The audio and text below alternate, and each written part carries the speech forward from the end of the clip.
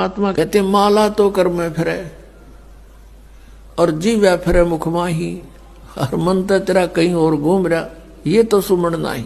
108 मंत्र आपको बताए जाते हैं, ज्यादा भी कर सकते हो कोई बात नहीं, और किसी दिन कम भी रह जाता चिंतित नहीं होना चाहिए, क्योंकि परमात्मा को पता है काल ने यू एजेंट छोड़ रखा मन कि यू भक्ति ना करने दे तुमने, लेकिन कुछ दिनों के बाद आत्मा इस पे प्रभावी ऐवी हो जाएगी और बैठ के इस पे भजन कराया करेगी। फिर श्वास का मंत्र आ जाता है, ये मन भागता है, फिर थोड़ी देर पाछा फिर चेतन हो जाए, फिर करे, तो ऐसे करता रहे, ऐसे अभ्यास बनेगा इसका, ऐसे ही चलता है। और कुछ दिनों के बाद आपको रात्रि में भी, स्वप्न में भी आपका सिमरण शुरू हो जाया करेगा, सोते सोते सोते सोते श्वास उश्वास से। और एक श्वास उश्वास की इतनी कीमत है सतनाम की, 2 अक्षर की, और तीसरे का तो कहना है कि सार नाम तो वो तो एक का जपया हुआ घना काम करते हैं।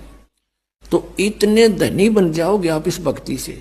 ये भक्ति और फिर आशा, आशा यहाँ के नहीं रखे, जरा अंत में आपकी इच्छा, किसी बेटे या बेटी में, कार या कोठी में, पोते या पोती में, किसी प्रकार देवता या देवती में, किसी भी सतीथि में। मान लीजिए आप वृद्ध होगे और उधर से आपकी बेटी विधवा होगी, तो आपके साथ काल ने यूं और एक जाल कर, बेटी वही विधवा होगी जो नाम तो दूर होगी। अगर बेटी भी नाम ले रही होगी तो नहीं हो सकती उकचुक, गारंटीड बात है।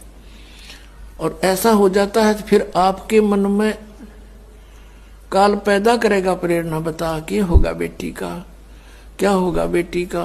वह बेटी महात्मा रह जाएगी, फिर वहीं की पशु बनकर वहीं फिर हल खींच रहा होगा।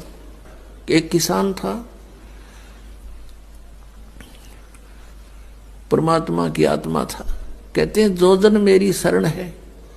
पुणात्मा आप समझोगे, क्योंकि बालक नहीं बुद्धिमान समाज है आज मानो।